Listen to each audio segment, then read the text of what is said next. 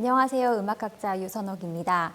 오늘 이 시간에는 아카데미 열정과 나눔의 음악 감독 겸 지휘자인 진윤일 선생님을 모시고 에코 프로젝트 지구와 인간 두 번째 바람과 함께 사라지다에 대해 인터뷰를 진행하도록 하겠습니다. 선생님 안녕하세요. 네, 안녕하십니까. 네, 선생님 소개 좀 부탁드립니다. 네, 저는 연주단체 아카데미 열정과 나눔 APS 심포니아의 대표 겸 지휘자를 맡고 있는 진윤일입니다. 처음 뵙겠습니다. 감사합니다.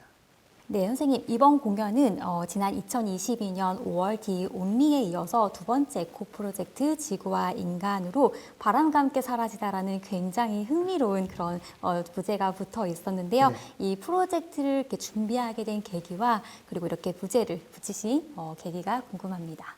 2020년부터 정말 인류에게는 굉장히 아픈 그 코로나가 이렇게 발발해갖고 정말로 뜻하지 않게 많은 사람들이 병에 의해서 이렇게 죽게 되고 음악가 이전에 예술가로서 이 현실을 어떻게 볼 것인가를 늘 생각해 봤습니다.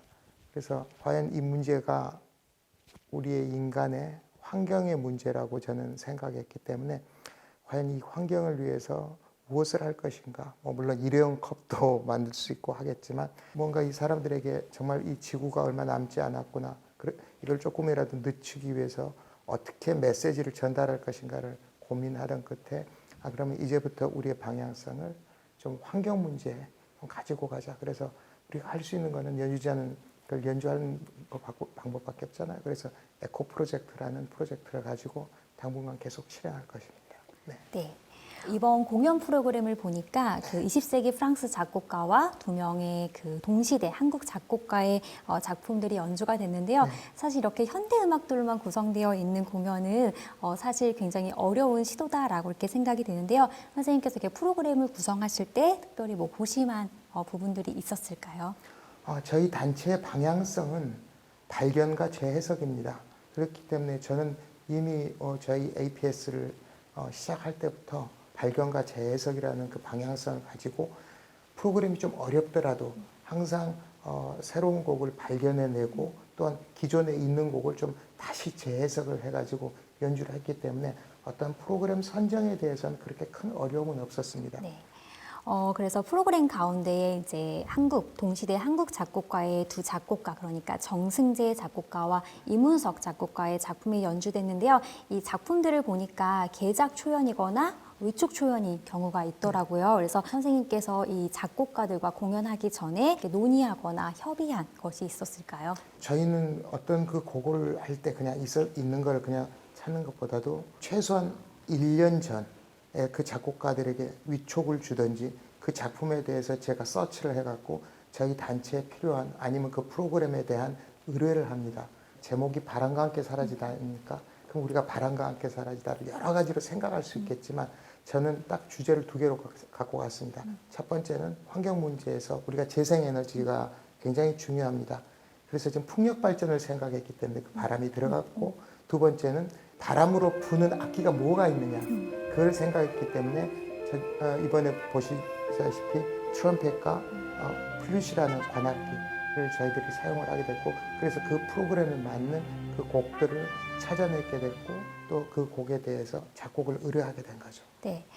음악회 중반부에 들어서니까 김재민 박사의 그 환경에 관한 인문학 강연이 이루어졌어요. 사실 저희가 음악회를 가보면 이렇게 강연이 있는 경우는 굉장히 새롭고 독특한 그런 시도다라고 할 수가 있는데요. 이건 어떤 의도이고 그리고 강사 섭외나 그리고 주제 같은 거는 어떻게 정해지는지 궁금합니다. 네, 청중들이 사실상 그 곡에 대해서 잘 알지 못한 곡 그렇게 되면 그 곡이 자칫 지루해질 수가 있고 방향성을 잃어버리게 되더라고요. 그래서 지난번에 중장기 연주할 때부터 저희는 이미 테마를 갖고 그때는 주제가 상실과 회복이었거든요. 그럼 음악을 통해서 어떻게 하면 이것을 회복할 것인가를 하면서 쭉 주제를 갖고 갔습니다. 그러다 보니까 그 주제에 맞는 분들, 작가분이라든지 아니면 역사학자라든지 철학자들을 모셔가지고 아주 짤막하게 10분씩 이렇게 강연을 해도 청중들이 이 그 음악회에 대한 그 임팩트는 굉장히 강하다는 걸 느꼈습니다. 그래서 이번에 김재민 박사님 같은 경우도 영국 글래스고에서 풍력 발전 전문가입니다. 그래서 그분을 모셔갖고 정말 왜 풍력 발전이 필요하고 우리가 어떻게 하면 탄소를 조금 더 줄일 수 있고 이거를 그 짧은 시간 안에 이렇게 설명을 이렇게 해주라고 부탁했는데 역시 그거는 어려운 부분이더라고요. 네. 그래도 굉장히 저는 흥미롭고 굉장히 독특한 그 선생님의 시도를 네. 본 것 같은데요. 감사합니다. 네, 아카데미 열정과 나눔은 2012년에 창단돼서 굉장히 활발한 활동을 펼치고 있는데 단체 소개를 좀 부탁드립니다. 원 시작은 2012년에 제가 지방교향악단 상임지휘자로 있었을 때 오케스트라 편성으로 시작했고 그걸 올라와서 2015년에 다시 재창단을 했고 이제 사이즈를 이렇게 큰 풀 사이즈로 갖고 갈 수는 없으니까 20명 내외의 챔버 오케스트라로 만들자는 그 구상하에 그때부터 시작을 했었고 그때부터 시작해서 지금까지 끊임없이 1년에 8회 이상 콘서트를 갖고 있고 2회 정기 연주회, 2회 다른 특별 콘서트 같은 거 이렇게 해서 지금 진행을 잘 하고 있습니다. 네, 아카데미 열정과 나눔 앞에 선생님께서 말씀해 주신 바와 같이 뭐 인간의 상실된 가치와 그리고 코로나19와 같은 뭐 신종 질병 그리고 환경과 같은 시의성 있는 그런 주제를 빈번하게 다루는 것 같은데요. 그 이유가 궁금합니다.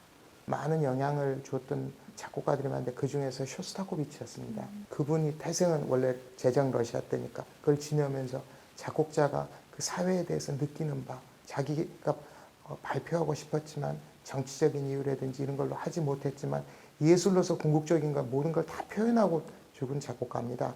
과연 예술가가 어떤 삶을 살아야 될 것인가를 늘 제가 고민하고 있고 저는 이제 작곡자가 아니고 연주자이지 않습니까? 그러면 저는 그들의 작품들을 어떻게 하면 잘 표현하고 그들의 생각을 우리의 연주라는 이 수단을 통해서 청중들에게 연결을 시킬 것인가를 늘 고심을 합니다.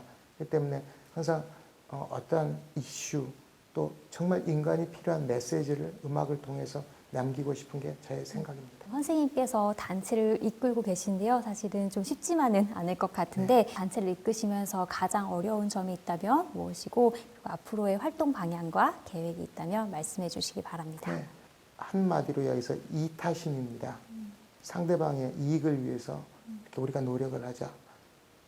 그게 청중도 될 수 있고 작곡자도 될 수 있고 그래서 정말로 그들을 위해서 우리가 희생을 하고 노력을 하고 하다 보면 정말로 그게 언젠가는 지금은 힘들지만 사람들이 인정을 해줄 것이고 우리의 열정으로서 세상 사람들과 이 음악을 가지고 나누자는 그 취지가 저희 단원들하고 공유가 되어 있습니다. 그래서 쉽지는 않지만 이렇게 쭉 가다 보니까 그리고 아까도 말씀하셨지만 저희 방향성 분명히 갖고 가다 보니까 이제는 이런 음악을 듣고 싶어하는 매니아층들이 생기기 시작하더라고요. 그래서 콘서트마다 이제 후원금도 그걸 통해서 나오기 시작하고 그래서 이제는 시작한 게 거의 이제 10년 가까이 되는데 어느 정도의 자리를 잡고 그 다음 단계로 도약하는 단계가 됐습니다. 그래서 앞으로 이 방향성을 가지고 계속 묵묵히 나간다면 결코 힘들지 않다고 저는 생각하고 있습니다. 네, 선생님의 연주, 좋은 연주 많이 기대하겠습니다. 네, 선생님 감사합니다. 말씀 감사합니다. 감사합니다.